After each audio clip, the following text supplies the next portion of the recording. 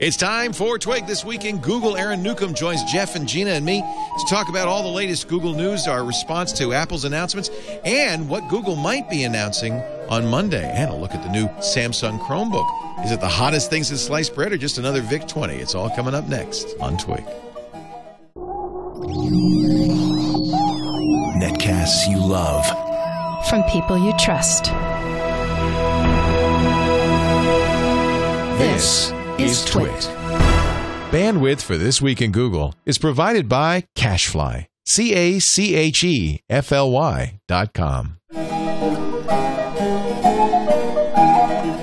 This is Twig, This Week in Google, episode 169, recorded October 24th, 2012.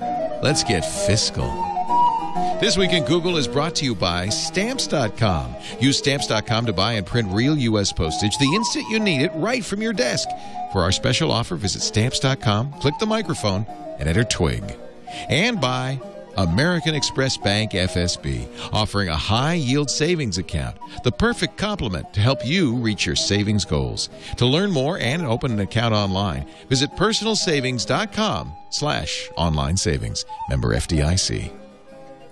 It's time for Twig This Week in Google and the cloud. I want to hasten to say, sometimes people go, wait a minute, you're not talking about Google. It's all the stuff in the cloud, Facebook, Twitter, whatever's going on. And the reason is, when you get a panel this good, you don't want to say, oh, no, you can't talk about George Takei. Joining us right now, or that fly. Joining us right now, to my left, Gina Trapani. Mommy, Gina. I'm Takei lover. Takei lover. Yes, Gina is, of course, the founding editor of Lifehacker. She blogs at smarterware.org and writes Think Up, a partner for Expert Labs with Neil Dash. Good to see you. Good to be here. You look well rested once again. Not today. It was a long night. Okay.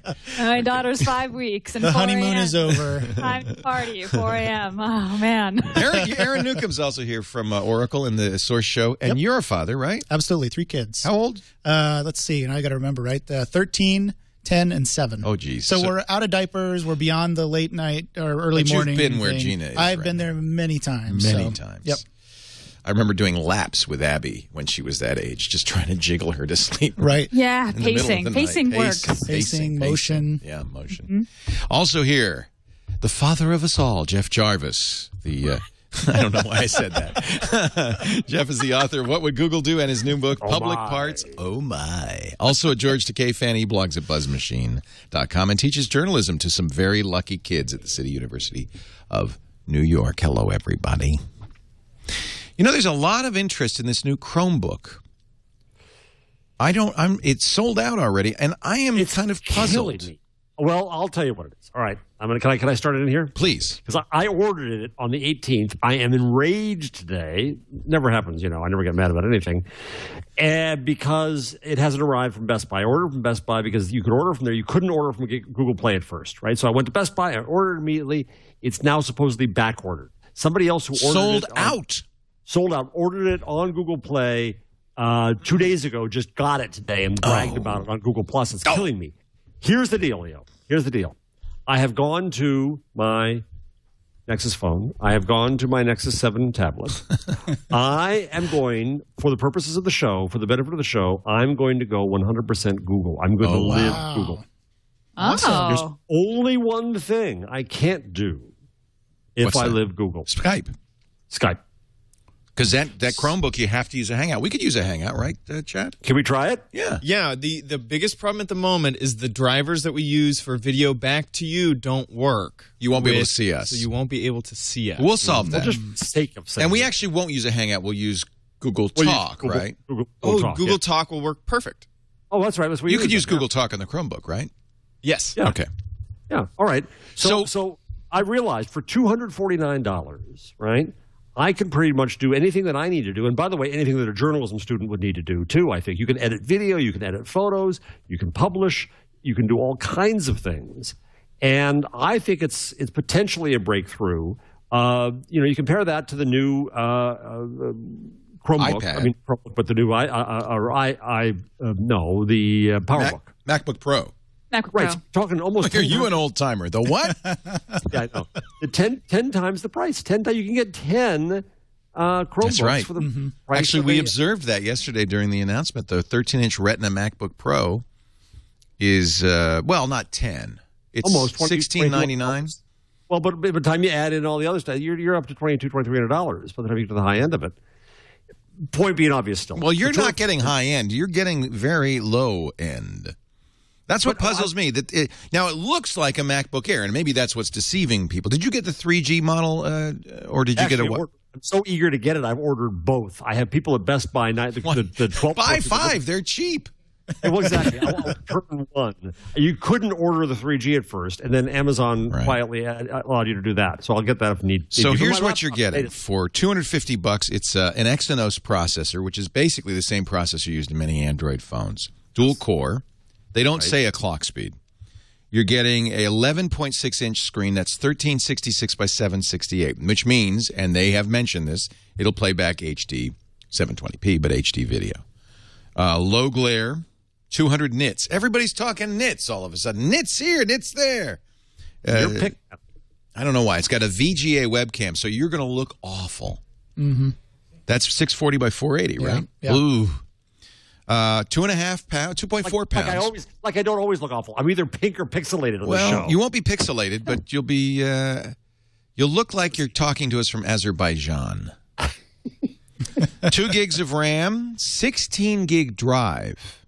That would be the concern for some people. It's all cloud storage, right? Yes. Wi-Fi, A, B, G, with 100 and gigs of MIMO. free Google Drive. 100 gigs of storage. Bluetooth 3. USB 3, which is interesting. USB 2, HDMI, and SD card reader. And they're claiming 6.5 hours battery life on the Wi-Fi version. You may actually be able to plug in a webcam. Yeah, I think I'll be able to plug in this webcam. Because it's USB, so maybe we'll... Right. USB. That's a good point, Chad. You are right on it. Right, so Leo, but here's you're the thing. buying it because you're a journalist. Why would... I'm buying it for another reason. What do I do? 99.9% of my time on my computer? A browser. Right. That really is all I do. Right. And I'm trying to go to Google Docs anyway, rather than writing in Word, just so I have the stuff available wherever I am on whatever machine and on whatever device I can use this, right? With Docs, I can't use Word. You know what? Finally, I said on the show 2 weeks ago that what drove me to Android was Google's services, drove me to the hardware. When I finally made the switch to Calendar and Drive and all that stuff, I just said, well, why not? Now, the next step of this is if I can do everything I need to do for $249 in hardware, then the students at my school, we require to buy a Mac laptop. If they could buy this thing, and if we could create more of an open source journalism school, $249 makes a big deal. It's not the one laptop per child end, which isn't very good. It really does most of what anybody needs to do, and it says we fully live in the cloud. This is the cloud show, so I got to live in the cloud, man. Mm-hmm. And we fully live on the browser as the pathway to it. Yeah, Gina, am I insane? I don't think you're insane. Kevin Purdy and I discuss this all the time. And he said, I spend my days in my browser or writing in docs. Yeah. And I believe he ran Lifehacker, I think, for like a week just using Chrome OS. And he a week? Wow. However did he survive? What happened after 7 days? Well, it was kind of he went. That's not a successful trial. I got to tell you. He set himself up and said, "I'm going to just try use just this computer for." And he did this a while ago when it was like the CR48. This was kind of a while ago. But he said, I wanted to see if I could do it, and the answer was that he absolutely could. And obviously not having so much fun that he decided to keep doing it. Well, right, yeah, I don't think he works from a Chrome OS, but he works from Linux, which is basically he just spends his time in Chrome. So there's a significant difference. Can I just say this is completely retro? We've been here. We've done this before. It was called a netbook, and because of the very, very, very cheap price, similar to this, a lot of people bought them and put them away after about 3 months saying that was a lousy experience. And the same thing. I don't understand why this is different. True, but the difference is you didn't have the services. Windows was just really heavy and not built for this low power. And Chrome OS is built for this machine. This machine is fast. It turns on really fast. It's much more lightweight. I can't switch to a Chromebook just because I like my IDE. I do development. That's how I'm writing code most of the day. I know that there are cloud-based code editors, but I got to run my tests. I've got my sort of tools on the desktop that aren't quite offered in the cloud yet. But I'm not. I think most people who spend their time in the browser, I think that it's reasonable. For journalism students, the Chromebook makes complete sense. I'm actually surprised, Jeff. You require your students to buy a Mac? That's pretty expensive. I don't. Around UCSD, I see most students with Windows laptops, and don't forget, that's because of price. Right, we're teaching students to make video for TV and such, and make audio and photos, and so they need to learn Final Cut, the Adobe suite, and all that. What we do is we had a lot of discussion about this to require a student to buy a Mac. When we're a city university, and we have students, though, from across the country, we are a state-supported public university. But a lot of schools require technology and require technology fees. What we do to soften this load quite a bit is we provide free use while they're at the school of an incredible array of software, including Final Cut, including the Adobe suite, and much more. Though, interestingly, that software has shrunk and shrunk and shrunk and shrunk as we've had more online tools. Right.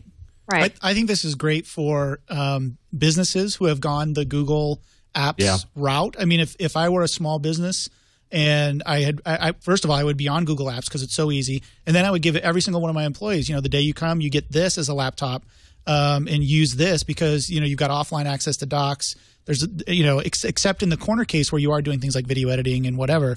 I think this is great for that. And I also think it's really good for education.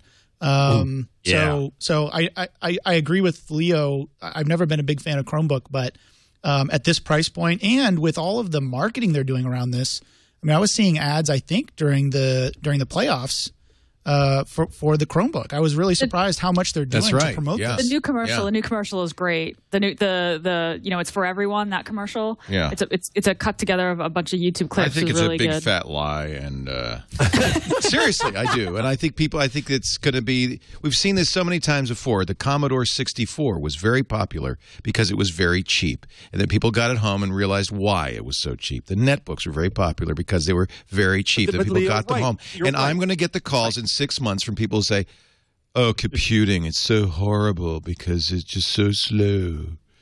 I just don't. You know what? I had this argument, by the way. I've had this argument with the guy, what was his name, in charge of Chrome OS at Google. I stood across from him and said, "I don't get it." Sumir. Yeah, I don't get it. I don't think you have a product here. Now, I do have to point out that Michael Horowitz at Computer World, he writes the defensive computing column, says that Chrome OS is a great choice for online finances.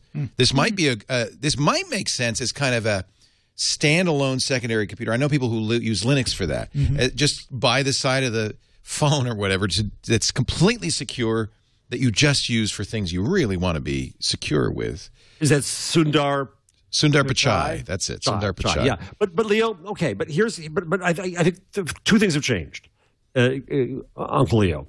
One is the quality of the services that are in the cloud, this being the show about the cloud. When you think about it, it's really amazing. When we get to Gina's, she'll be mentioning some other services that are available now. It's constantly growing. It's constantly there. It's not just, you can edit video in the cloud.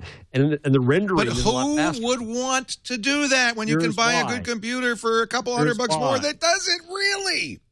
Well, here's why. You can do the rendering, which is the biggest pain in the butt of video editing, in a much faster machines in the cloud. So when you upload it, you pay for the speed once by uploading, and then you gain back speed. Number two, you can bring in other clips and other things and collaborate. Just like we do on docs, you can do the same thing with video, only if it's in the cloud, right? That's the big change. The other change is with my iPad, and now with this, I'm working with a keyboard. I'm turning my tablet into a computer, and that's where Microsoft is going. I never got that either, to be honest. But at least you have touch with that in some mature applications. Maybe, you know what? I'm just registering my skepticism. Perhaps this will be wonderful. Perhaps it will take off. I think we've seen this story lots of times before. Hey, Gina, I think we should bet for real people. I think we should challenge Leo to live on Chrome. I've tried. I had a CR48. I've had every Chromebook. Oh, well, yeah. And I try, and it's a browser. And I just can't get past the fact that all I have is a browser. What other applications do you use every day? Yeah. What are you using, Leo? Like besides your browser during the day? A ton of stuff. Like? Twitter, email. I use a standalone email client. I'm not going to use Gmail. I never use Gmail in the browser. What is it? AOL, Grandpa? No. I use Apple Mail, and I use a lot of sophisticated filtering and stuff that I'm not going to be able to do on the Gmail website. I use IRC Chat, Textual. I use a lot of different apps. I don't actually do video editing, but I wouldn't dream of doing it on the. You go ahead, live it up. Get back to me in a month and let me know how well how it's going for you. Yeah, the only reason I'm aggressive on this, because otherwise I don't care. The only reason I'm aggressive on this is because I think that unfortunately consumers look at the price and go, "Hey, a computing experience for $249, I'll take it," and it's in the closet. And I've just seen this so many times before. Google's being careful, I think, to position it as a second machine, as a traveling machine, this and that. But let me. I don't think so. I look at that ad and they're positioning it as you're going to love life when you have this great machine and you're going to do neat things and it's so much fun and even your dog can compute. Is it a mom's machine? No. The less sophisticated the user is, the more power they need, not the less power. A sophisticated user can understand how all this works and make it work. My father uses AOL. If this were an AOL it doesn't run AOL. Well, you know what I mean. And it's more. But wait a minute, though. Don't deprecate that, because that's my point. Is for geeks like us, living in Chrome maybe is doable, but there are real people out there who are going to spend $249, and it's a waste of their money, I think.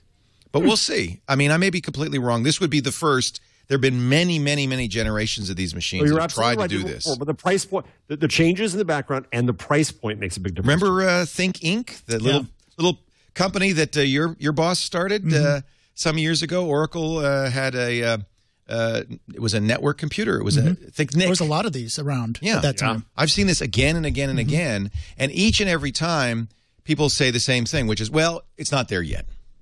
Maybe it's there now. Maybe. You're absolutely right. It reminds me when I went to work for the Daily News.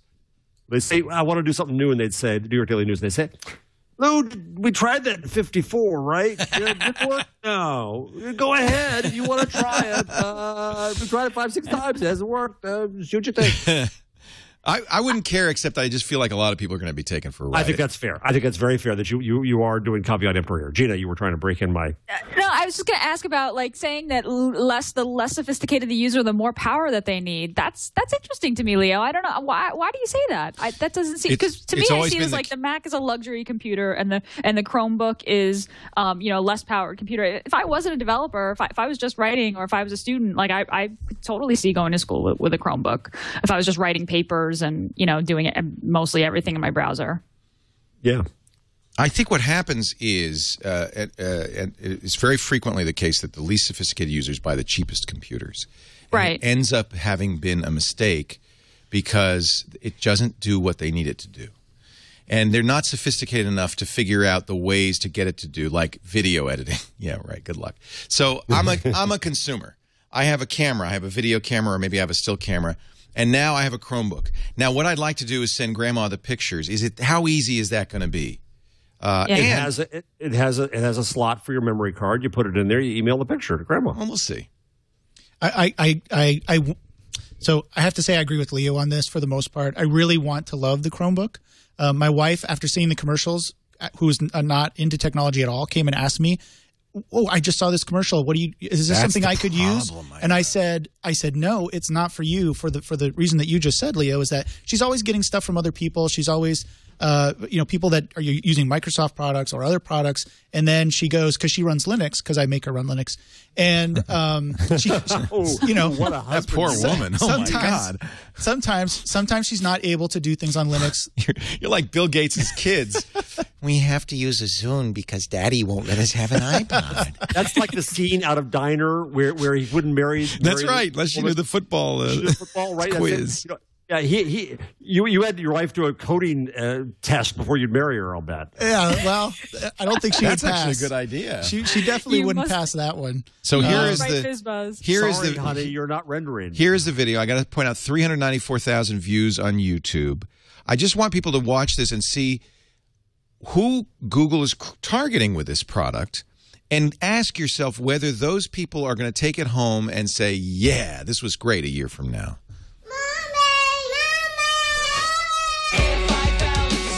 So that kid's not going to be able to run any of the educational software she wants to run. Go ahead and give a kid a Chromebook and say, watch TV. For lazy Sundays, a guy's sleeping. I guess it's perfect for him. Oh. Homework? No, I don't think so. Netflix? Can you watch Netflix on it? Yeah. Yes. Yeah. It's good for a St. Bernard, I agree. The number of apps is very impressive. Okay, so you got a kid entering high school, freshman in high school. Now, assuming price is no object. Well, that's a key point here. I understand. But you can't gloss over that. Well, but there's a false economy is my point. $250 wasted is not better than $500 on a computer that actually does something.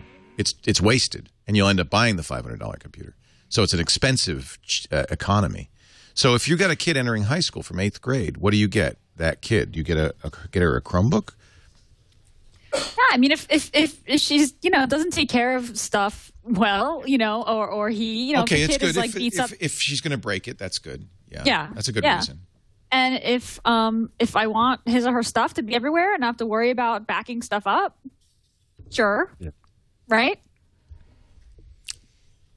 Yeah, or you put a backup program on there. It's not that hard. Yeah, all right. Yeah. We'll talk again in 6 months, and we'll see. As soon as I hope I get my machine before that. I want to be a bit of a guinea pig. I hope you do too. Now they've sold out. Of course, that doesn't mean that we don't know how many. I they might have. ordered it as soon as I could. Yeah, you ordered from the wrong gets it, people. and I don't get it. But see, Apple does the same thing. They allocate like 5 to Best Buy, and then they sell the rest. Here's the thing, though. You couldn't order it on Play right away.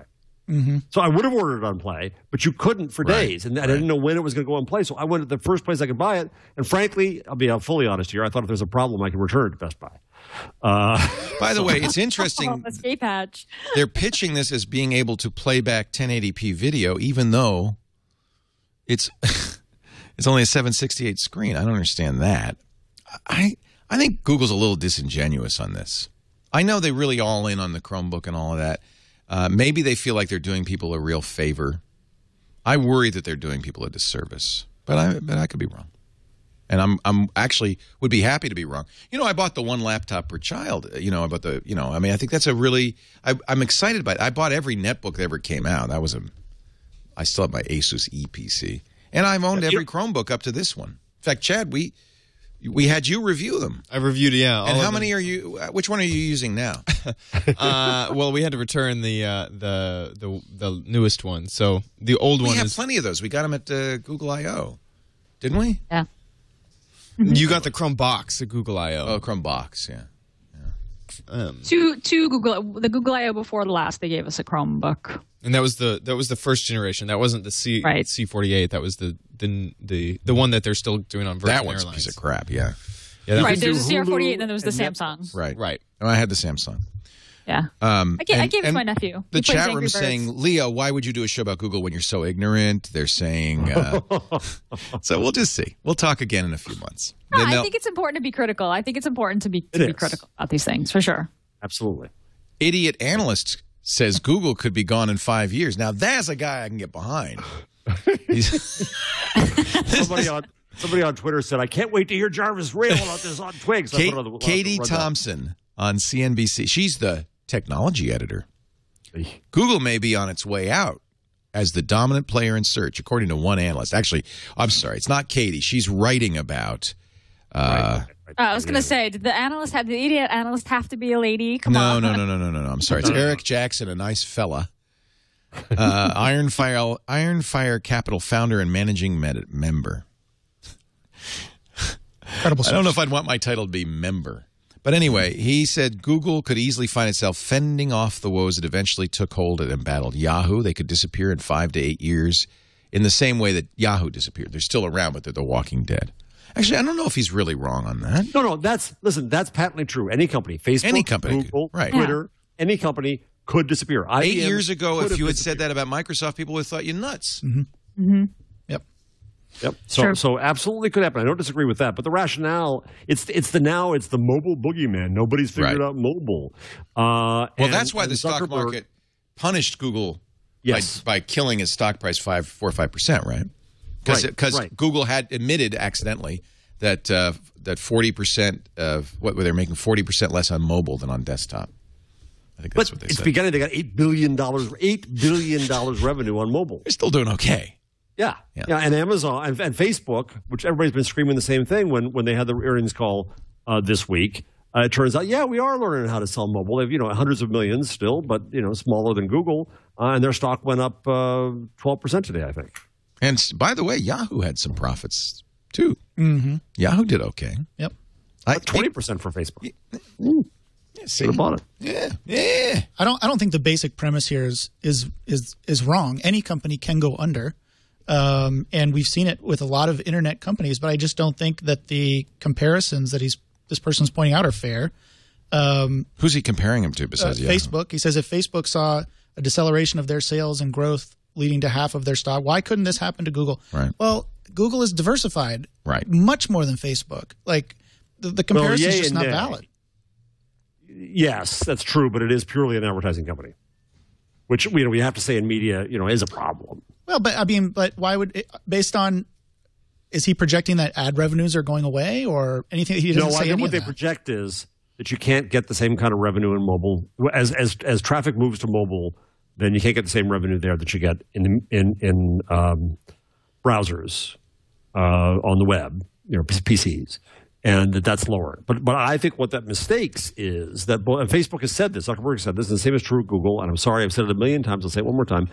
This is a signal generator, and it teaches you about people. And as long as the Federal Trade Commission doesn't stop you from taking advantage of that, then Google and Facebook will know more about you than any media company knows and can take higher advantage of it. And they've only barely begun to do that. Google's farther ahead than Facebook is. Facebook, however, will know you more intimately. And that's what we haven't seen yet. And then they could, listen, they may fail at it. They may not do it. But there's a potential there that I would invest in. Absolutely. If you had to put all your money in one company right now and say, survive 10 years out, would it be Google? Yeah. Gina? That's a really good question. 10 years? Yeah. And that's really hard in technology. 10 years is a lifetime, right? Yeah, that's a long time. That's a long time. Apple? Will Apple be No, I don't think Apple will be around in 10 years. I would split between Apple and Google. Facebook? Microsoft?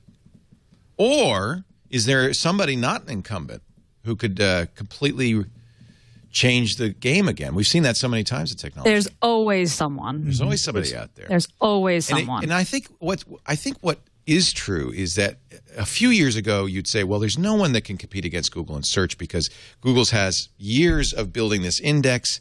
That there is some real value to that, and nobody could just, and we saw a lot of companies try, like Cool.com. You can't just march in and be the next Google. But what's changed is that search isn't the big thing anymore. Right? Search isn't the big thing. Social is the thing. Right. So that's why it's unpredictable. And something else comes along next, but that's where I think what Google has proved nimble at is pivoting to these new opportunities. Who would have thought they'd be a phone company? Whereas Microsoft, which was going to be, was so unstoppable that governments around the world were going after them, and was unbeatable, didn't pivot so well. Facebook is still trying to understand how to do this. I think Larry Page and Google have shown a skill at that I would bet on. But the key thing you said, Leo, the limitation of this is 10 years. Would I bet on them for 20 years or 50 years? No, I'd be foolish. 5 years. For sure, by then somebody will have come along and come up with something new. Yeah. Maybe. But I don't know. Again, maybe. I don't know. I always go to IBM. IBM is not running the world the way it did, but IBM is still a good company. AT&T's still around. Yeah. That's an old company. Well, kind of. Kind of. It's a different company than it was. Brand is, yeah. It's I think the problem is that we as humans don't really have. We live in this very weird bubble where we don't really see time, and we're like fish in the water. We don't see the water, and so we think everything will always be the way it is until it's not. And boy, if there's ever a lesson in all of this, everything's changing. Absolutely. Beyond our ability to grok it. We're going to take a break. Yeah, we're going to take a break. Gina Trapani, Jeff Jarvis, and Aaron Newcomb is with us as well from The Source Show. SourceShow.net? .org. sourceshow.org. And, of course, he's a regular on Floss Weekly. You were here for Floss this morning. I was here. I hosted Floss this morning. What did you do this morning? We were talking about, actually, a company that does develops a build system for embedded ARM devices. So it actually fits in very well with the talk about Chromebook. If you're interested in more talk about ARM technology and how do you write code for ARM, check it out. That's an interesting question at some point. Is ARM going to beat Intel? And ARM isn't a thing, really. ARM is just it's a IP. Almost. Yeah, right. I mean, it's the chips that drive most of the mobile technology out there. But they don't even make the chips. It's a standard or a spec. Yeah, it's a design stuff. But the cool thing was, you talk about technology. They actually have a rack mountable chassis, basically. I want to call it a server. I guess it's a server, but it has a bunch of these different ARM chips in it, and that's what they're using to actually run their compiling system and their system that they use to compile for embedded Linux systems. And it's an eight chips. Each one is quad core, and each one has 30 gigs of flash memory mounted on top of it. I mean, it's crazy, but they're building this all on an ARM architecture. It's very, very interesting to me. Yeah, no, and who would have thought a few years ago that Intel would be kind of faced with this big challenge, and that's because people moved to mobile. Right. The desktop is no longer dominant. Right. Taking a break. Come back with more in just a bit. Gina, Jeff, and Aaron. Do you mail stuff? Now, this is not, do you mail a letter every once in a while? Do you mail stuff? Like, we mail stuff. We have to mail out invoices. We have to mail out products. We're always mailing stuff. You go to the front desk, there's always a pile this high. That's why we use Stamps.com. If you mail stuff with a capital M, you don't want to go to the post office, arms laden down. You don't want to buy stamps at the post office. And let me tell you something. You might have thought, the postage meter is a godsend. That's way old-fashioned technology. You want Stamps.com or places, you don't need a postage meter. You don't need expensive leasing or special ink or any equipment. You need your computer, your printer, and Stamps.com. You can buy and print a U.S. postage. It's kind of a postage on demand. Anytime, anywhere. They also print the mailing labels. They print right on an envelope, which makes it very easy to get your mailing done. In fact, it'll take it from your existing address book. You use QuickBooks, all the clients in there, it just spits it out and put your logo on there, the postage, everything. It's so cool. And with Stamps.com USB scale, you're never putting more postage on anything than you ever have to. You just plop the letter or the package on the scale.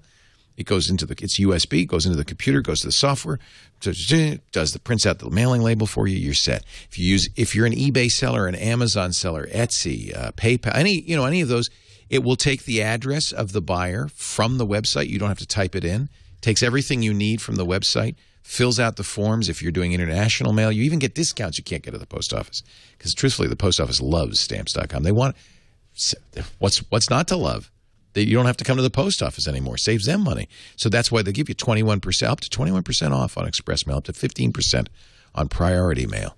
I want you to try this. Now, I have a special offer. If you go to Stamps.com, you're going to see $80 bonus, $25 free postage and the scale and all that stuff. Don't do that. I can do better.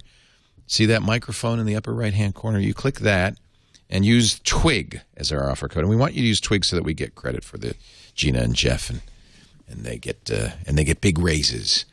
And if you see my face, then you're in the right place, because you'll see that offer now no longer $80. It's a $110 bonus offer. They've added $30 in free. You get $55 free postage. You get the digital scale. All you do is pay $5 shipping and handling for that. You get a $5 supply kit to make up for it, and a 4-week trial of Stamps.com. Never go to the post office again. We like it so much we have 2 accounts here, because we're fighting over the scale. Stamps.com. Use our offer code TWIG for that very special offer with $55 in free postage. This is a really interesting week. So Apple announced on Tuesday like a ton of new products, like more than anybody ever thought they would. Mm-hmm. Every product in their product line now has been revamped except the Mac Pro, which speaks a little bit to the end of desktop computing, I think, but we'll save that for Mac Break Weekly. Tomorrow, Microsoft's having a party in New York for Windows 8, and then Friday, the Windows 8 store opens. People are going to be able to buy Windows 8 computers, desktops, but also Microsoft's new tablet. I've ordered one. I can't wait to take a look at it. The reviews are very interesting. People, almost in every case, reviewers had something very positive to say, like, this thing's amazing, this thing's so cool, but there's no software.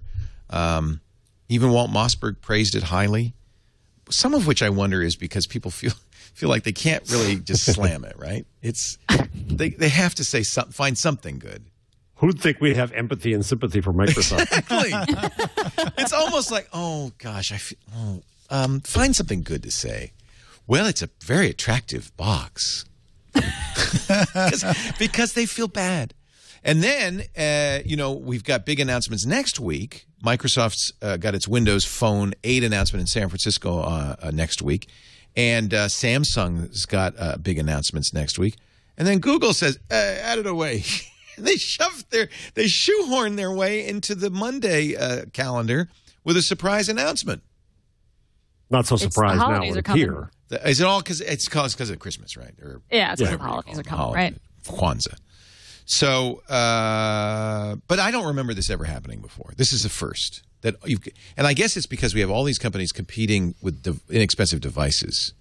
Which, this is exciting and new, right? I love it. And it goes back a bit to the Chromebook discussion. Is that we're not talking at $2,500 price points now. Right. We're talking at $250 out of the pocket to get a new phone with subsidy, to get a tablet. To get all these things. It's amazing. So the rumor mill, just as the rumor mill has been very active with Apple, is I saw, what was it, Read Write Web that wrote, everything Google will announce. Everything Google will announce on Monday. It's right here. I don't know if that's the case, but we're going to see what they think. A new Nexus phone from LG. New Nexus choices, which is great. Yep. There was a rumor of a Sony one, but that appears to be dead. That was a fake. It was a total fake? It was a total fake. Yeah. In fact, it was such a fake that the guy who did the fake posted a Tumblr on how he did the fake. It was such a fake. There is no Sony Nexus. It's actually another one of those lessons for the tech press that you just got to be a little bit more careful. Phone Arena, which picked this up like big time, actually had to apologize. They called it the failure of our reporting. Ooh. That's how I heard about it. It was through Phone Arena. Through the failure of their reporting? Yes. Yeah. So, meanwhile, somebody at Sony is saying, oh, crap, maybe we should do that. Well, it was, you know why I think people jumped on it? It was so cool looking. It was so cool looking. TechCrunch ran it, everybody. The Sony Nexus X. 521 articles total. Ouch. And then the guy said, well, it took me about 8 hours in Photoshop. I took a little bit from the Xperia, a little bit from this, and he put it all together, and it was just a credible, beautiful fake. Which is, I guess, the argument that Apple makes about what Samsung did. So, well, the funny thing is that I thought I had seen pictures of that thin iMac that Apple announced yesterday, and I thought those were fake pictures, and they weren't. I thought it was somebody's Photoshop. It was couldn't possibly be 5 millimeters thick. Right. That can't happen. So we're going to see. Now, this is interesting. In response to Apple, we are going to see apparently a new tablet, the Nexus 10, which will be higher DPI than either of the new iPads. That should be what's beyond Retina? Super Retina. Brain. It will be 20. This is a 10-inch tablet, 2560 by 1600. Wow. 300 pixels per inch. I think what is the iPad? 265? 300 pixels per inch. It's realer than reality. Now, something I have to say about this, though, is that the iPad 3 just recently got replaced yesterday by the iPad 4 because the Retina, they're pushing so many pixels that the iPad 3 was kind of sluggish compared to the previous iPads. So Apple had to double the speed of the processor, and I hope Google will. So I'm sorry for this, but because we have the iPad Mini, I guess that is the iPad Maxi. And that was exactly why I thought they wouldn't call it the iPad Mini. But they Which did. just goes back to Gina made this point the first day of the iPad. I did. Oh, no, you didn't. Oh, they went there. I'm sure you could do that better than me. Go ahead, you do it. You do the head. Come on, do the head. Oh, no, they didn't. Oh, no, you I'm didn't. just doing the hand. I'm just doing the hand. Oh, no, you didn't. They went there. So I love it, though. It's great for consumers because they're really – and somebody, I think it was in our chat room, said that means that this next decade, the decade of the 2010s, is all going to be about Apple, Google, Google. And you saw that yesterday, right? I mean, you saw that with they head-to-head. They took the Nexus 7. I've never seen Apple do that. Mm-hmm. They had the 7 on the slide, right? They were comparing head-to-head. They never said Nexus 7. They said a leading or best-selling Android tablet. Mm-hmm. So is Google going to do the same thing when they bring out the 10-inch, the Nexus 10, whatever it's going to be called?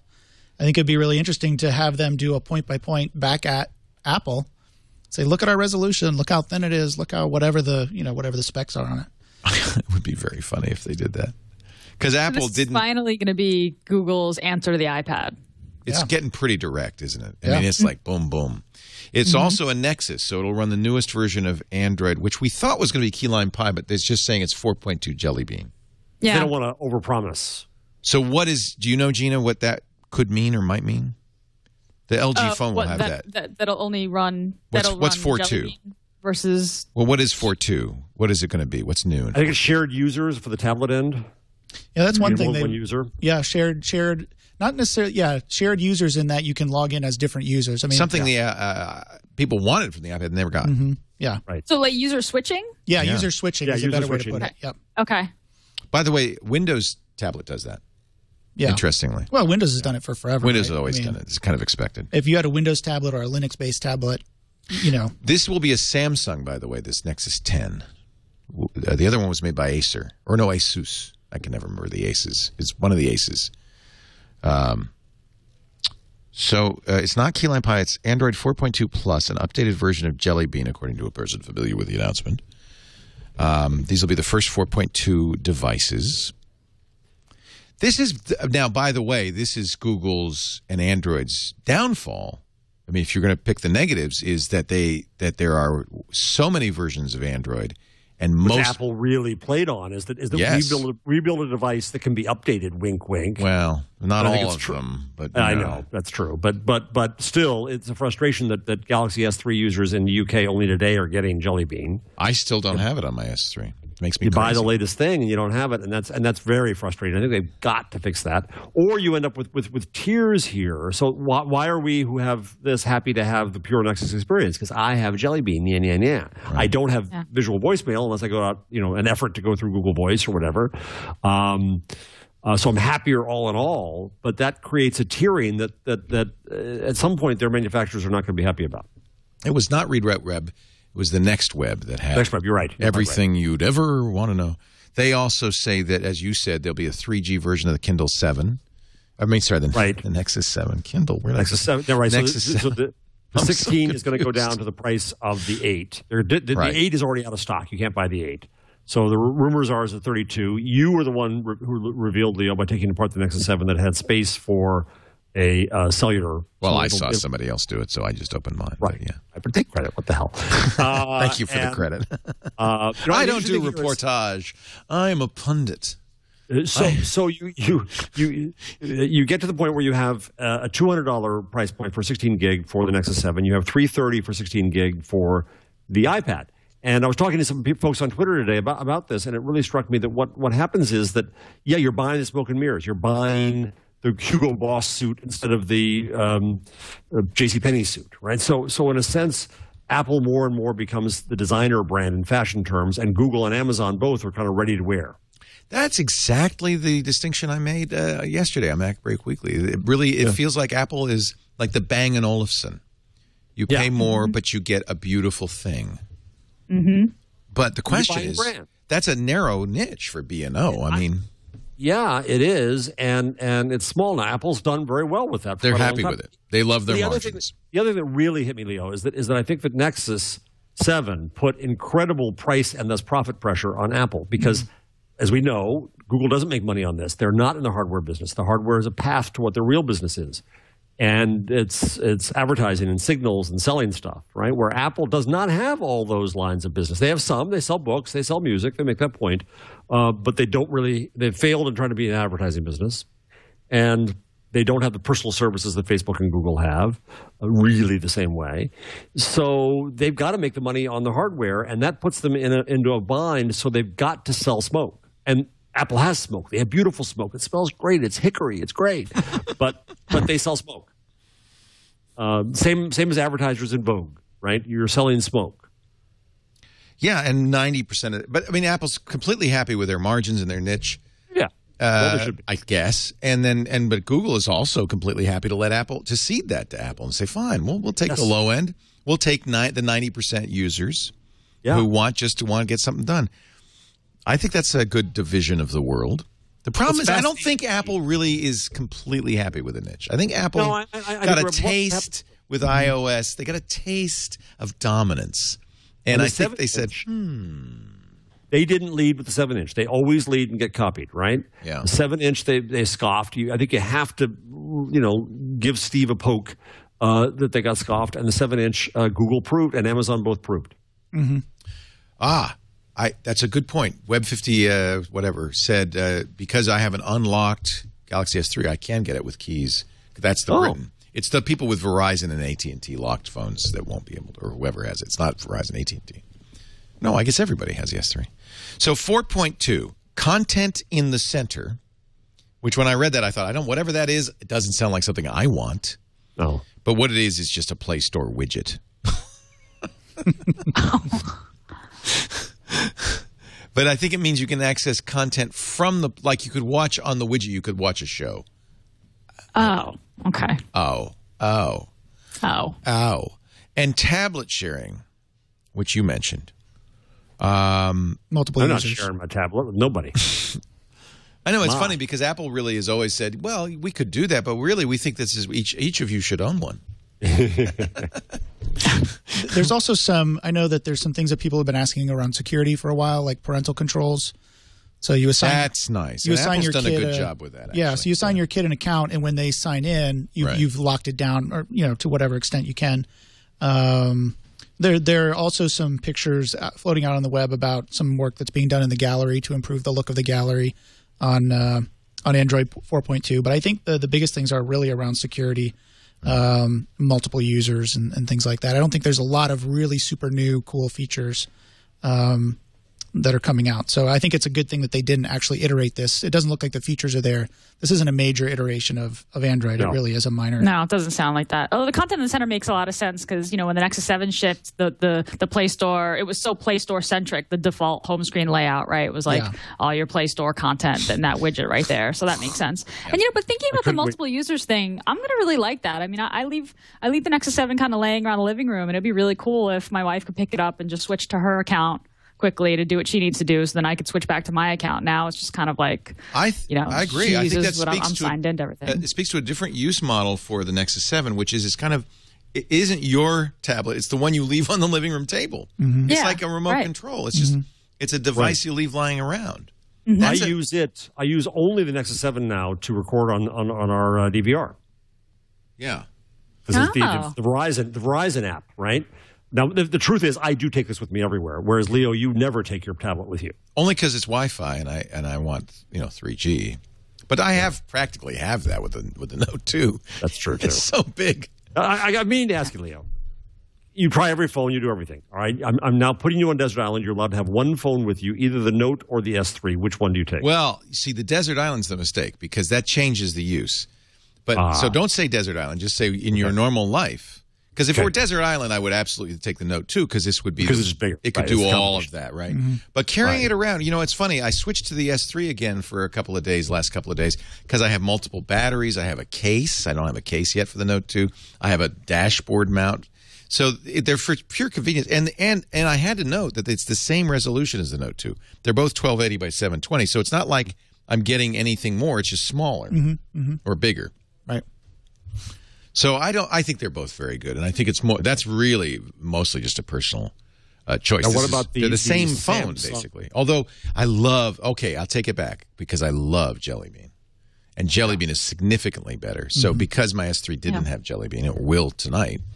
That might be another thing too. I love even Google Now is so cool. Yeah. It has potential. Google Now to work well for me. It keeps telling me to update my thing. I update my thing. It doesn't tell me much except the weather. Well, if you have an out-of-date thing, you don't deserve Google Now. I don't know what that means. So it's showing me my next show, Triangulation. It shows me and I love seeing this again and again. This is one flaw. I've been seeing the same Giants-Cardinals score for a couple of days now. But it's a good score, so I don't mind. It's showing me the weather in Petaluma. See, it knows. And then it will do interesting things like, say, this morning, for instance, I drive my son to school every morning. It knew that. And it said your commute time to Sonoma Academy. It's starting to do that for me. That's amazing. Yeah, that's what I've got. Traffic I still have two identities to Google, all right, I have my apps identity and my Gmail identity, and I do different things in each. So I'm stuck with my Gmail identity on Google Plus because they couldn't do apps. My real email is on apps, and it's because when I do get my Chromebook, I don't know, Gina, any advice? Which of my identities should I sign into for the browser when my browser becomes my OS? Yeah, I mean, which profile do you sign into Chrome with? Do you sync your bookmarks and stuff with Chrome? I have signed in with my Gmail account because that's what was available. But now that I have the chance to change, I should change it to my apps. I don't know which to do. Yeah, I mean, honestly, I usually just use my Gmail account because the Gmail accounts just tend to get things faster. You get to opt into experiments that aren't available to apps. So, yeah, I would just use a vanilla Gmail account, which is a bummer. I know I have the same problem. I switch between my apps and Gmail account. I thought they fixed that for you. Not really. You can move your Google Plus over, but you lose a lot in the way. You lose all your followers, and you have to reset up the whole thing, and people have to recircle you, and I just stuck with my Gmail account for that reason. Where do I want the 100 megs of free Google Drive? Well, that's a point, right? Because you only get it one place, right? So, by the way, I want to give an update here. I went to 12th Force saying, "What's the deal on your deliveries?" People all over Google Plus are getting it. Sean answering on 12th Force. And, what's 12th Force? That's the Twitter help force for Best Buy. Okay. So they looked into the order, and they found, and Douglas and Sean, both at Best Buy, hat tip to you. This is something that Best Buy still does really well, and it's being shipped tomorrow. All right. Yeah, good deal. 12th Force to the rescue. Yeah, you bet. That's what they do. 3,000 people on one Twitter account. You got a problem with Best Buy, go to them. It works every time for me. Aren't we talking to one of the Best Buy somebody's next week? Robert Stevens, who was the founder of Geek Squad and was the CTO of Best Buy. He quit about 9 months ago before there was a lot of other turmoil, too. He's a great and outspoken guy. He's on the show, Chad, next week, right? In person, in studio. In person. Oh, great. Nice. Yeah. Cool. I have some computers I'd like to give him to fix. Do we have that Chromebook around? Could he fix that? But that's another issue is repairability of the Chromebook. I guess at that price you just throw it out and buy another one.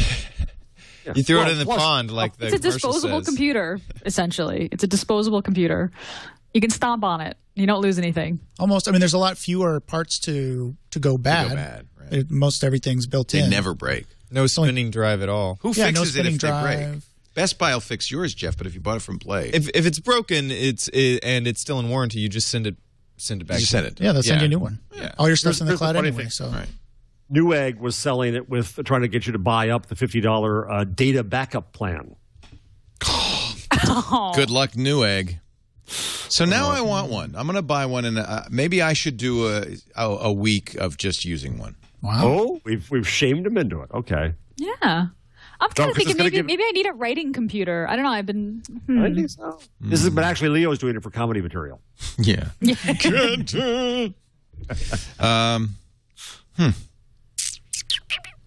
Let's. I know one more thing. You know what we haven't done? What?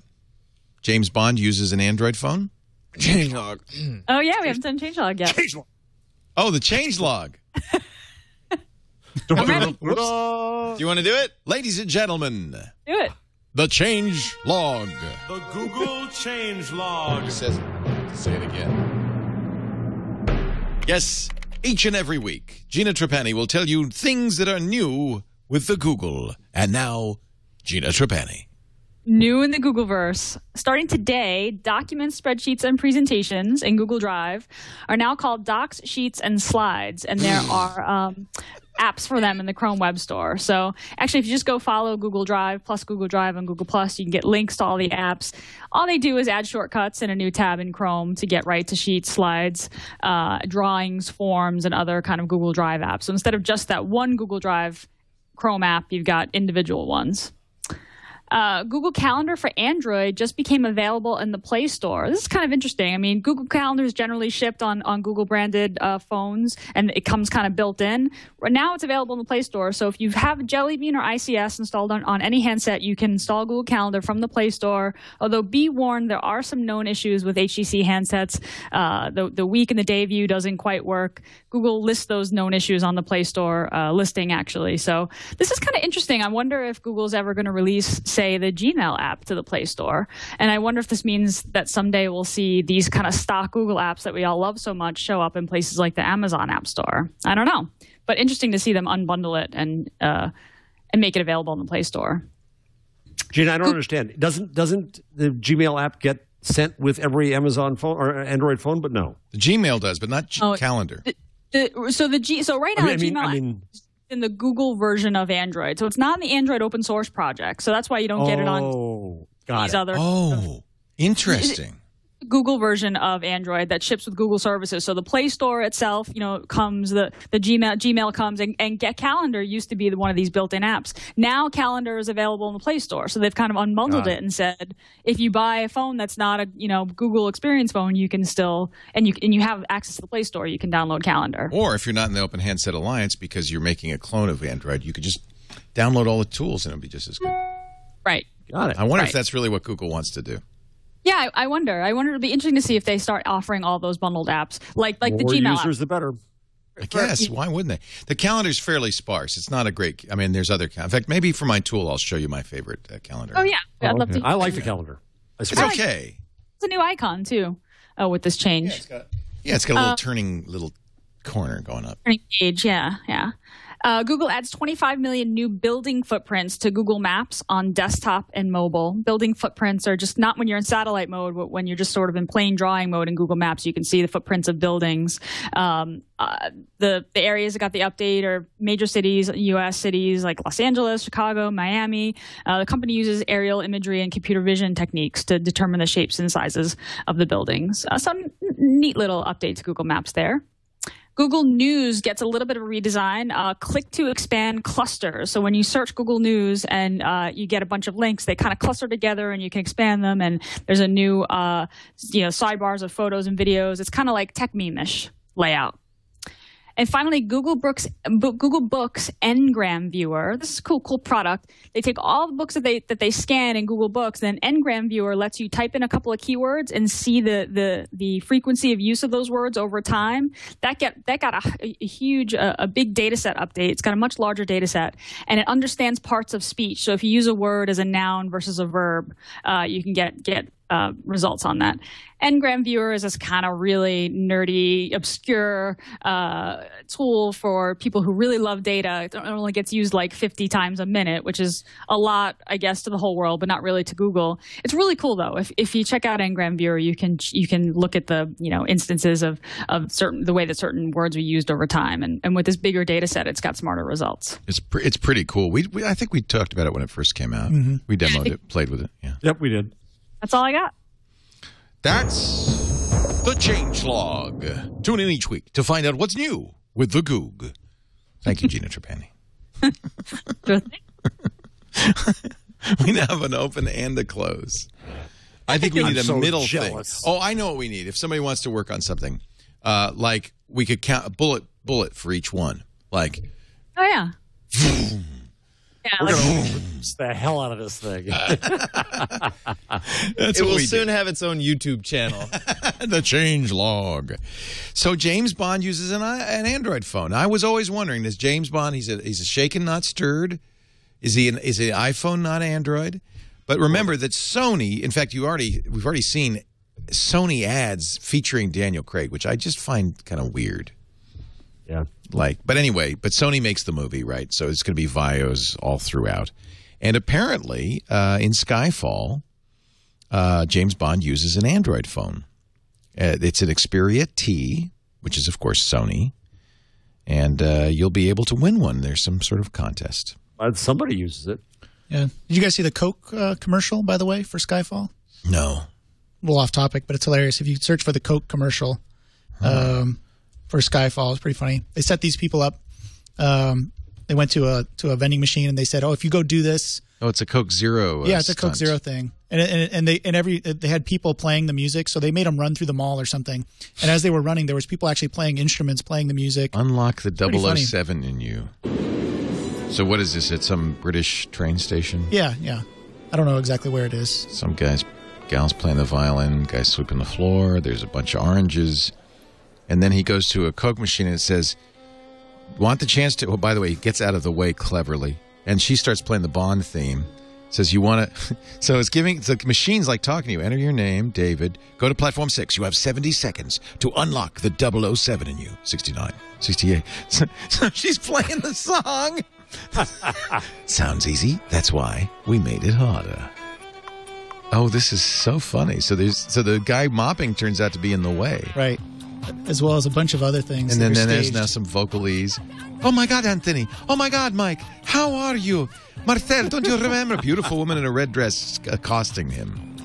Some joggers going the wrong way on the escalator. There's people just standing there holding little boards that tell the time, how much time they have left. A lot of dogs. This is really... do you think they really did this, or is this staged? It'd be really good if they actually did it. Big plate of glass.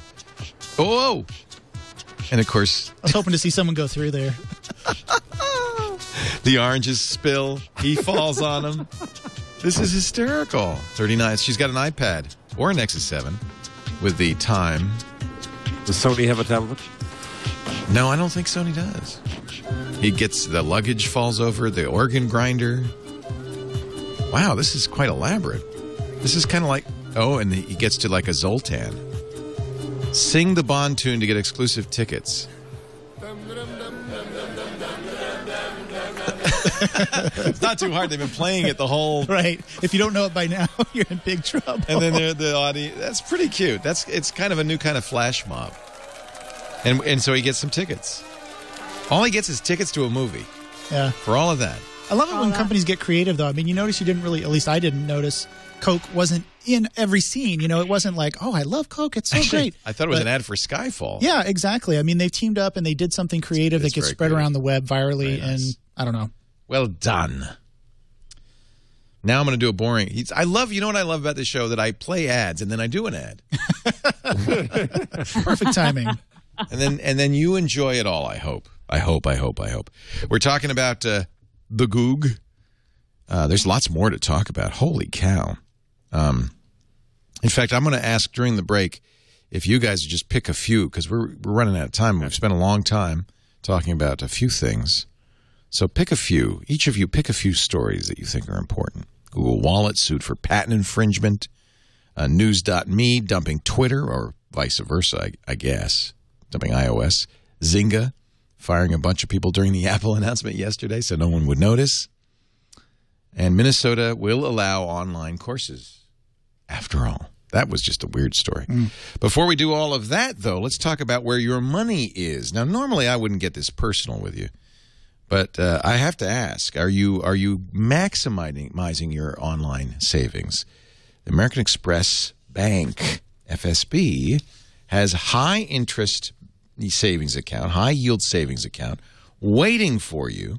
It's a great way to get the maximum saving. Now, it doesn't mean you're going to dump your bank by any means. This is just another tool in reaching your life goals, whether it's, I don't know, a home or a car that you're saving for, saving funds for an unexpected emergency. We all need some savings. We all got to be disciplined about putting away a portion of what we earn. And if you visit personalsavings.com/online savings, you can see the very high yield savings account offered to you by American Express right now. It's a great complement to your existing financial tools. Transfer money easily in and out, which is nice depending on your needs. Keep track of your balance via your phone or web 24/7. It's easy to link to your existing accounts, so it is, again, not a replacement, but just a complement to your overall financial planning. Personalsavings.com/online savings. Take control of your finances right now with American Express Personal Savings. Member FDIC. We thank American Express Bank, FSB, for their support of This Week in Google. It's nice to have them on board. I have been an American Express card holder since 1981. 72, I think, here, Leo. 72? You must have got it right out of college. I was 25 when I got mine. It's kind of, in fact, no, it could be 72. Could be 72. No, it had to be 70. Yeah, how old are you? Well, I graduated early. You're a young man with a vision of the future that involved Chromebooks, apparently. Little did you know that 38 years later, you'd be owning a $250 computer more powerful than a mainframe. All right, Gina, what did you pick as your next story? I'm letting you do the work. I want to talk about this Amazon wiping this person's Kindle. Did you guys hear about this? Yeah, we actually talked about it on Security Now. It's I'm really glad you brought it up. Actually, Jeff tweeted it. That's how I found out about it. Yeah, I mean, and it was the same day. This story broke also the same day at the EC2 outage. I saw a lot of tweets about how, the promise of the cloud is, that the cloud is dead, the cloud doesn't work. This is, the dangers of the cloud. And the EC2 outage and the Kindle deletion were two kind of very separate issues. They just happen to both be Amazon. So, it's interesting. I mean, should we be telling our family members to not buy Kindle books because, Amazon could just remotely wipe your device if they decide that your account is, doesn't look good to them? I don't know if that's the solution. I mean, should we expect people to back up their Kindle books? Let me give you the background, folks, so you can decide this. And I think it was the truth is we don't know. It could be apocryphal. I should say this right up front because we don't know the actual person to whom this happened. Supposedly her name is Lynn. She's Norwegian. She had a Kindle, and we learned about it. Actually, it's Lynn Nygaard. We do now know her name. She's an IT consultant living in Norway. And there was a blog post by another person describing what happened to her, but unfortunately it's in Norwegian. But apparently what happened was that Amazon had identified her account in the UK as being associated with a previously banned account banned for reasons they wouldn't say. And not only discontinued her account, but we're told wiped her Kindle. Now, I've heard later stories that her Kindle was broken, but because she didn't have an account, she couldn't then use Kindle on anything, her Kindle app on anything else and get the books back. For whatever reason, all the books that she had previously thought she owned were gone. And her attempts to get Amazon to explain or return it were not handled very well. Amazon said, we can't tell you, we won't tell you, but that's just, how it is. It was something to do with an account you're associated with, and we won't tell you who or why. And then there was a follow-up that said that her access to the books she'd already bought was restored. Not that they needed to, and this is the point, and it's probably important to read the license. Kindle content is licensed, not sold to you by the content provider. Your rights, it's licensed, not sold. Your rights under this agreement will automatically terminate if you fail to comply with the terms of this agreement. In case of such termination, you must cease all use of the Kindle store and the Kindle content, and Amazon may immediately revoke your access to the Kindle store and the Kindle content, in other words, your books. As you said, Leo, on Twitter, when is a book not a book? Yeah, and so my kind of attitude towards this is that we just assume that a Kindle book is the same as that book on my shelf. It's not. It's not. It's more like music. Yeah, it's like iTunes music. Yeah. And it's good to know Amazon not only can kill your account, but can reach into your Kindle and erase everything that's on it. But it's not quite like iTunes music, right? Because you download that and you store it, and it doesn't necessarily have DRM on it, right? Those are files that are on your computer. Right. Now it doesn't anymore have DRM. Right, it doesn't anymore have it. It did. It did at some point, right? So, yeah, you have to you still download it, but you download it on – and you could download it I mean, if I look at my Android phone, I could see the files, the Mobi files that are downloaded. So you are downloading content, and you could back it up and store it somewhere, but without a Kindle active Kindle account, you couldn't read it. You'd have to strip the DRM out first. You have to strip the DRM off, right. Right. So, I mean – and which would be illegal, by the way. You've already agreed. I don't own this book. I'm just licensing it. Right. Right. So my mother-in-law, a voracious reader, we got her a Kindle. She absolutely loves it. And for someone like her, she's never going to strip the DRM. She's never going to back up. And if something like this happened to her, she would lose a lot of content. And I think it's important I think that leasing versus buying is a very important distinction. And for me, it's like, okay, this is for throwaway books. This is for books I'm going to read once and then, I don't care. I might lose. Although I take a lot of notes on my Kindle as well. I highlight a lot of stuff from books. So this story really. Well, we heard this before. It's not the first time we've heard it. Remember the 1984 case where somebody had a copy of 1984. They had heavily annotated it. Amazon, when it deleted it was turned out to be an illicit copy, or I can't remember there's some reason, but Amazon deleted it, and then all their notes, and they never did recover all their notes. Right. Yeah. So that's not. This is a matter of principle, right? It's the same problem. Do you, after all this fight about copyright, at least let us buy something and actually own it? And that's if that's the essence of copyright is that you get some right to it that's been taken away too. Well, I agree that should change, but I would also say that everybody should understand that when you're not buying a book. And so don't be surprised if it doesn't continue. And we've talked about this a couple of months ago where what happens if you die. If you have a library of books, you give it to your heirs. You can't give your iTunes Music or your Amazon books to your heirs. It's not yours to give.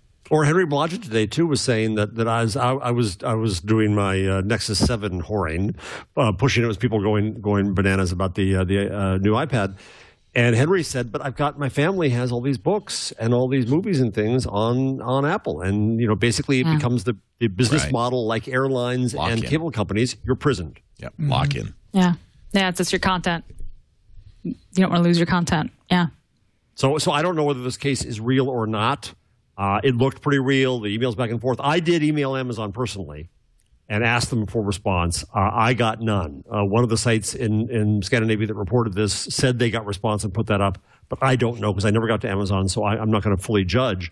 I wish they'd respond to me, and they haven't done that. I said I was on the show. But I think it's one of those cases where, I hate to say it this way, but true or not, it is a reminder of what we're buying into. Right. Mm-hmm. Mm-hmm. And the average user is not going to know that, right? I mean, to your point, Leo, the average user is not going to know that it's just like with music. I mean, people get in trouble with music. It's like you have a license to listen to the music. You do not own the music, obviously. Same thing here with books. And I think it's going to trip a lot of average users up eventually. Yeah, and Amazon certainly, I encourage them to contact us. You could contact Chad at twit.tv or me, Leo at leoville.com, and we'll put you on. But I'll channel them. Didn't you read the terms of service? It said very clearly you don't own that book, and then we could erase it. Why would you ever think you owned that book? And it's just a confusion between the old 20th century way of disseminating information and the modern 21st century way. You got the convenience of the Kindle. It's the ease of use. You get the portability. But in return, you don't actually own a book. I mean, if you've ever moved and you have thousands of books, you know that's an onerous burden. We've eliminated that burden for you. But the real issue here, I think there's many real issues here. One is lawyers in terms of service, obviously. And I was at a good session yesterday at the Ford Foundation about helping media. And Andrew Rouchet was there from New York talking about the effort to make sites link to plain language crowdsourced versions of their terms of service. Before you sign into a TOS, say, what are you agreeing to? And a link there, and go off to some place where it's been reworded in short English. Yes. Yep. I do have to say that I'm looking at Amazon and 50 Shades of Grey, and it does say buy now, right? I mean, it's saying well, wait a minute. Now, let's look in the Kindle. Wait a minute. Let's look. So that's for the book. All of the wording is that you are buy buying. now with one click. So I'm buying. Oh, it looks like I already bought it. Never mind. I don't have license this content now. Yeah, it should say it should. So I would say there is a burden on Amazon, and at some point somebody's going to have to tell Amazon to do this to change your language. Mm-hmm. I'm sorry, it very clear. You're not buying this. You're renting it. I can't get Leo in leather out of my head now. It's causing ejaculate. I thought it was an instruction manual. I didn't know. Friends of mine with a Kindle went out and actually bought the hard copy of that book with cash because they didn't want anybody to have a record that they had bought that book. Well, I've just announced to the world that I only... Well, actually, Gina, the argument is... I only rented it. It sold so well is because people could hide the fact that they're reading it in a Kindle. Right, on the Kindle. This story, not only is it the issue of leasing versus buying, but if you read through the customer service emails, I mean, Amazon was basically saying your account was associated with another account that broke our policies. This woman asked what account and they what wouldn't policy, tell her.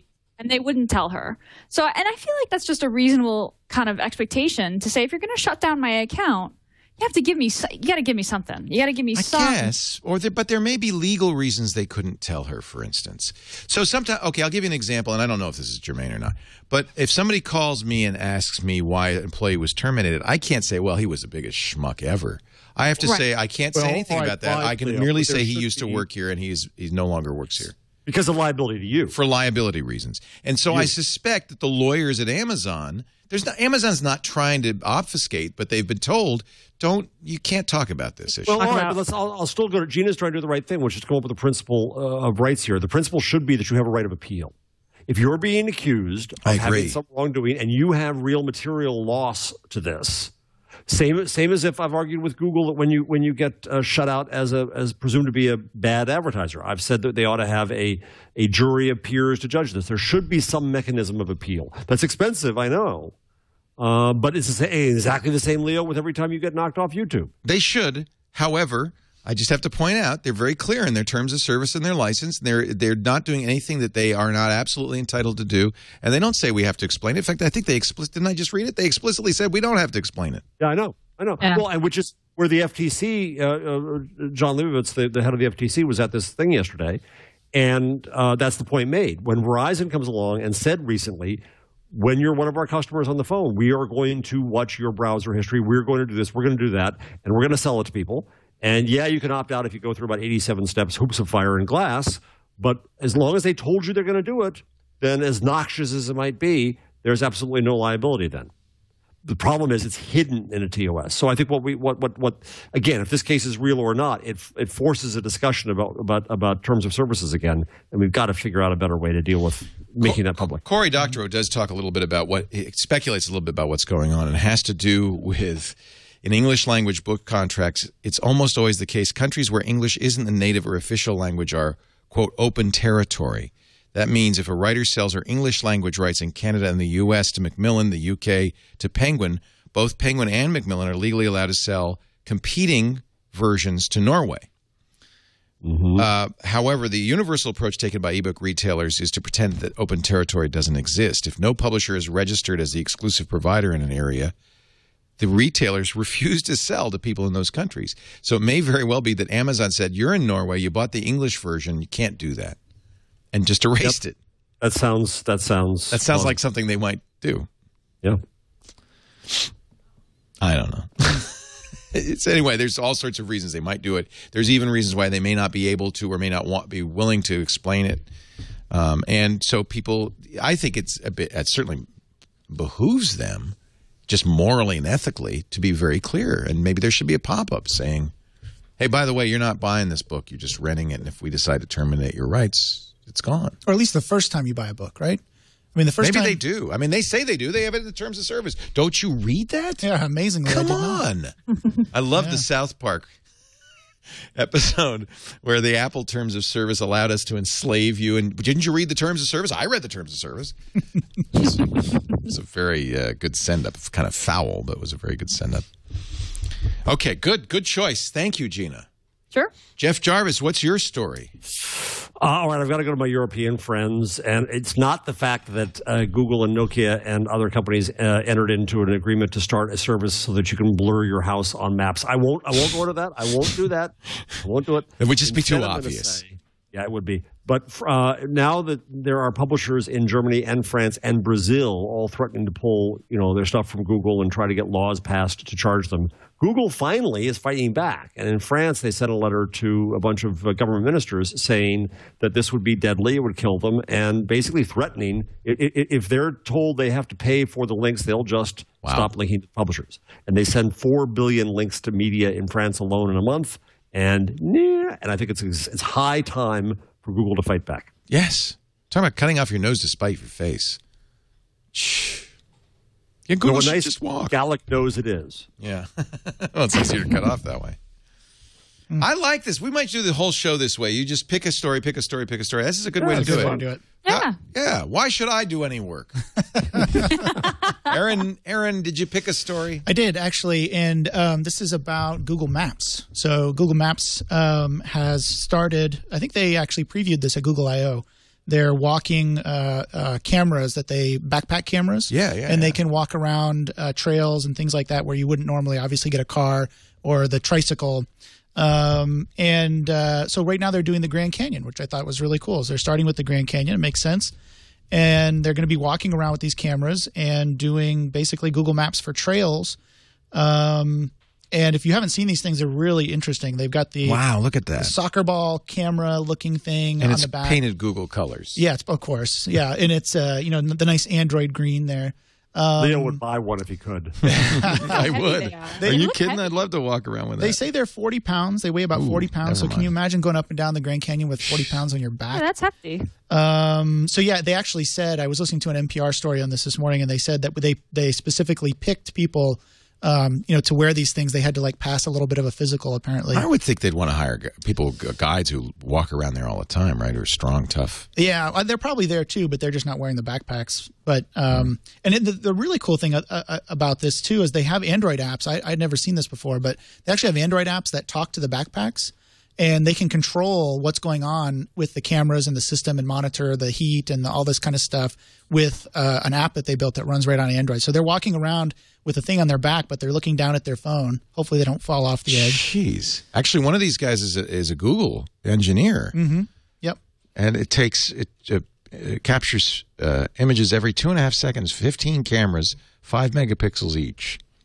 Holy cow, that must be incredible. Yeah, it's incredible Can't piece wait of to see technology. And can you imagine, I can't wait till these actual images of the Grand Canyon come out. It's going to be really nice. So it's a good way for Google, again, to get some lock-in. Because the more of this they do, the harder it is for Apple or anybody else to do it. Right. Yep. I wish they'd use it for some news events. Oh, yeah, wouldn't that be cool? Really get amazing perspectives. What do you think? Okay, we got an election coming up in the U.S. in a couple of weeks, I hear. What do you think? Is there going to be some interesting? There's the Google CNN Campaign Explorer. You're going to talk about that, Gina, in a bit. But But do you think technology is going to change how we participate in election night or in election day? No, I think it did have an effect on the debates. I think the fact that we can vote early in many states, and I vote absentee, so I'm going to be in Azerbaijan that week. I think that some of it's kind of over. I don't know, election night. There was a great piece in the Sunday Times last Sunday about how if you can look at search information, you know a lot more about the election than any pollster could know, because people lie to pollsters, but they don't lie to Google, and you can tell from what they're searching for. Well, that's interesting. That's interesting, Leo. For instance, Paul Ryan shirtless is Googled 9 times more often than Paul Ryan budget. See, people would never admit that. That is so depressing. Yeah. And but I'm doing it right now. Now, this is weird because Paul Ryan shirtless is Googled more often in blue states than red states. So apparently Democrats are just sexist as hell. Well, he had these beefcake shots. Are there? They're kind of, yeah. Didn't he do some kind of goofy photo shoot at some point? Yeah, because he does all that PX90 stuff, right? Or does he? Oh. See, that I have to say, Romney Ryan is probably the best-looking ticket ever in the history of presidential elections. I mean, those are two handsome guys. Hey, girl, let's get fiscal. She found the tumble log. I did. Let's get fiscal. All right, Leo, I'll throw this out. I will bet you now that 2 people in this country already know who's going to be president. And those 2 people are Larry Page and Mark Zuckerberg. Yeah, I think you're right. They have data, and they really, you can't really do anything with it because it would seem to then be having an impact, right? Star Trek, Prime Directive. I bet you're right. I bet you're right. They are from the future, and they're not allowed to tell us. Yeah, yeah. Well, these things are sometimes hard to gauge, though, too, like the influence of social media in general. Since we're in a time zone, we have different time zones in the country as things happen. And it's always been this way, even on TV. But I wonder how much more so social media will have an impact this year as things are happening, as polls are closing in various Eastern time zones and things like that. And then they start moving forward. In 2008, how frequently people in a state searched for Obama jokes almost perfectly predicted Obama's vote share. I'm sorry, John McCain's vote share. In other words, the more they searched for Obama jokes, the more likely McCain was going to win that state. And I just want to point out that Romney jokes are very popular in Iowa and Ohio. Oof. No, that's good. Leading indicator. Oh, it's good. Well, it depends who you're for. It's bad if you're a Romney fan. It's good if you're an Obama fan. I got the reverse. No, yeah, because they're searching for Romney jokes. It means that these swing states may go Obama. Good, got it. And the problem is, the polls are all over the place. You can't because people lie. They say, "Oh yeah, I'm going to vote," and they don't vote. There was a Shark Week rerun, and they had to stay home and watch that. You can't vote. There's sharks on TV. What are you, crazy? Anyway, I read this article. I thought it was very interesting. But yeah, I think you nailed it. I think Jeff. I think Larry and Mark know already. Well, I've become a devotee of the 538 blog of the New York Times. Oh, I love Nate Silver. He's just great. Nate's really great and does wonderful things on. Have you had Nate on triangulation? No, let's get him. Chad, make a note. Thank you. He'd be great. So the election's over. He's a little busy right now. He's busy. But going to using whatever historical data is available and going across multiple sources and then trying to give a percentage prediction of what's what. I would love to unleash Nate Silver onto Google data and also Cam Marlowe, right, at Facebook, ex Yahoo, Cameron Marlowe, I think it is, right? Who's their stats guy, their social stats guy. Incredible data that's going to go on there. And when they get enough elections under their belt, and as it's been said, not just presidential elections, but also more frequent House and Senate elections, you'll start to be able to see patterns that will become predictable as hell. If your Fitbit can predict when you're going to, get a heart attack, then it's going to predict the country's vote.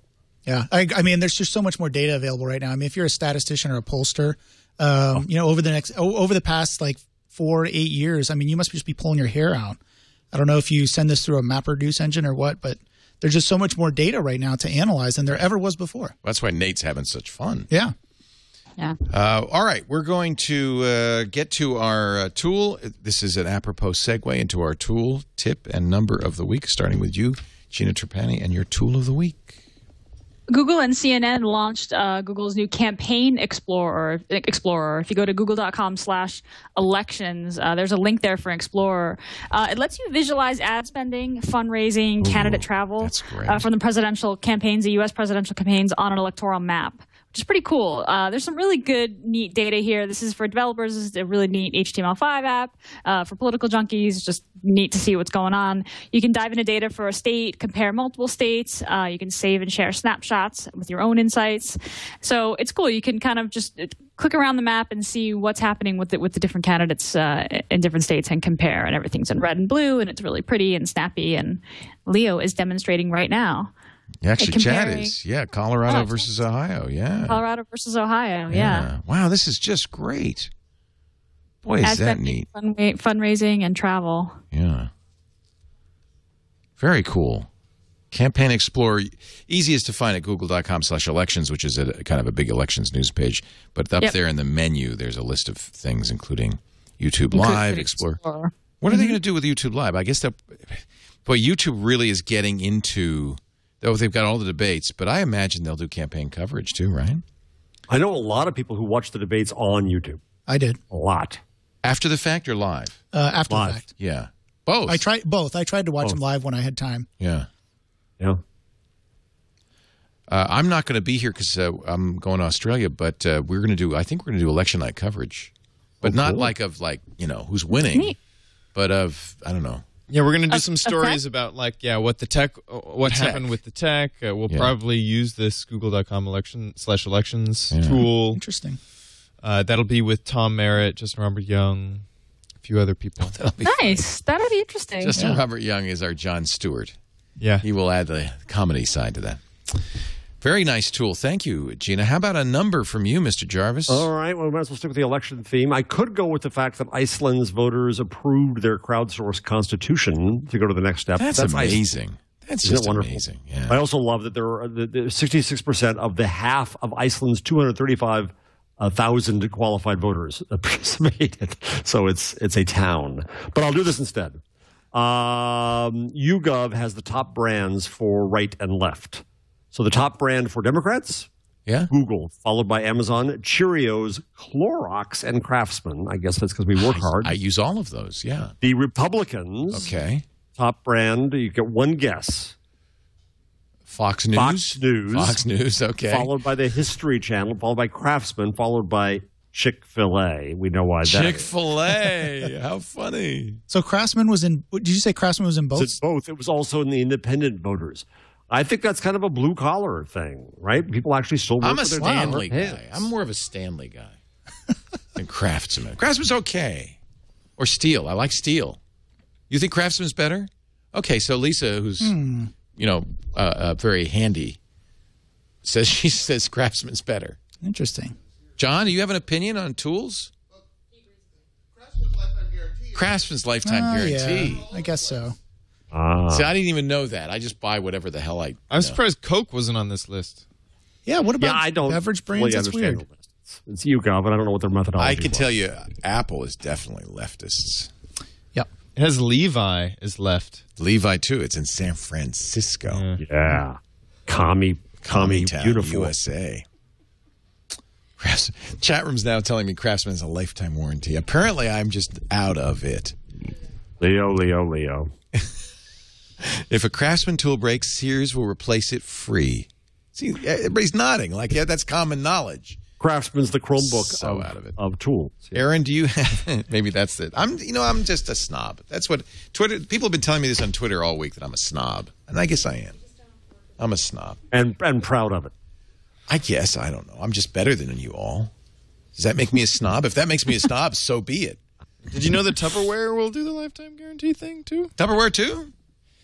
Yeah, Leo. How do you know that, Chad? You have Tupperware, and if it breaks, you send it back. Yeah, It doesn't. What is that? It doesn't burp right.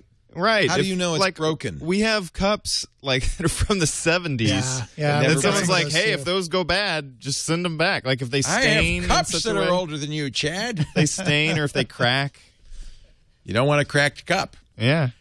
So, Mr. Aaron Newcomb, I'm going to give you the chance to do a number, a tool, a tip, anything you want. All right, I'm going to do an app. An app Can would I do be that? great. Yeah. So I'm going to show you an app that I wrote in App Inventor. I think you guys have talked about App Inventor before. Now, they stopped doing that, right? They moved it to MIT. Okay. So MIT MIT's is running doing it. Oh, Yeah, that's they're great. running with it now, and they've got a lot of great tutorials. And so my daughter is being a robot for Halloween, and I thought, wouldn't it be cool? Actually, I think it was ThinkGeek came out with this Stomp Panic Yeah, we thing. talked about that yesterday in the GizWiz. Yeah, Right, so I didn't yeah. want to fork out $40 because I'm cheap. Yeah. So I said, well, I'll just write an app to do the same thing. Using the accelerator in the phone. Using the accelerometer. Now this is beta version. I made it just good enough to work for my daughter, basically. But you can get this on the market, and it took me about 24 hours to put it on together. the market? It's on the market. It's called Sound Shaker.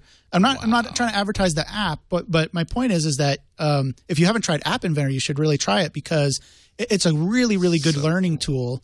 But now you're a professional programmer. No, I'm not. I'm a hobbyist programmer. Okay. I don't program as part of my day job. But it took me no time. I had never used it before. Everything is like little puzzle pieces that fit together. The if-then statements are little blocks, and it all fits together. Sound? Sound Shaker. Shaker. Sound Shaker. Fart Shaker. There it is. Aaron Newcomb. The red speaker icon. Yeah, that's a good. That's a very nice icon. So what you do is you just pick a sound on your phone. Yeah. And hold your phone the way it will be when like a starting position. Okay. And hit calibrate, and that'll kind of load the values in. Pick a sound. So let me see what the choices are. Do you have ES File Explorer, by the way? Oh, you have to have ES File Explorer. Unfortunately, I can't get around that. Okay. So try it with mine. So let's do it over here. We'll do it this way. I've got the sound loaded. I've calibrated it based on that angle right there that you're holding. So you did robot step. Yep. So now hit start. Start. Now if you shake it, it should. Let's see if it works. Live demo. Oh, it's on mute. Turn it up. Sound's not turned up because you're on a show right now. Yep. I'm trying to be a good guest. How do I turn up the sound on this thing? Oh, there it is. Okay. There it goes. Oh, it's making noise. Yeah. Here.